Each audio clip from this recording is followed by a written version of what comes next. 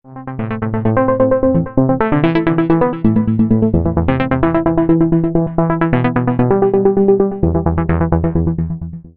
mesti elakkan kenyataan kontroversi. Minggu lepas tular di media sosial kenyataan Menteri Pendidikan Fadlina Siddiq mengenai isu larangan penggunaan perkataan kafir.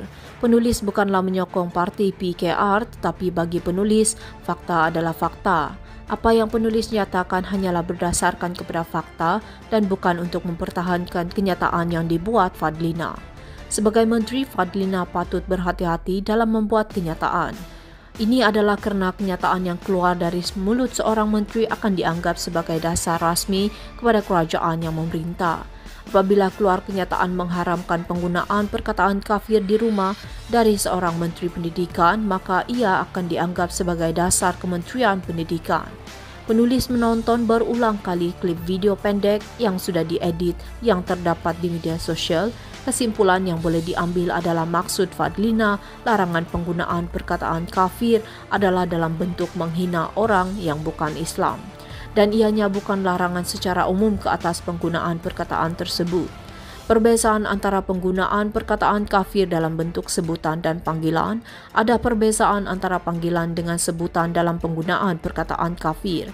Yang dilarang di dalam hukum adalah menggunakan perkataan kafir dalam bentuk panggilan yang bertujuan untuk menghina. Sebagai contoh, sekiranya jiran kita adalah seorang yang bukan beragama Islam, adalah dilarang kita memanggil jiran kita dengan perkataan kafir. Kerana beliau mempunyai nama dan akan lebih beradab sekiranya kita memanggil jiran kita dengan nama beliau berbanding dengan panggilan kafir. Kerana ianya dianggap sebagai bukan sahaja menghina jiran kita tetapi juga menghina kepercayaan beliau. Manakala penggunaan perkataan kafir dalam bentuk sebutan adalah dibenarkan, bahkan di dalam Al-Quran terdapat 2 surah yang menyebut perkataan kafir.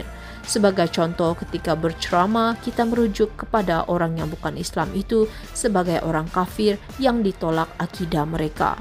Kesilapan Fadlina adalah apabila beliau berkata beliau melarang anak-anak beliau menyebut perkataan kafir yang beliau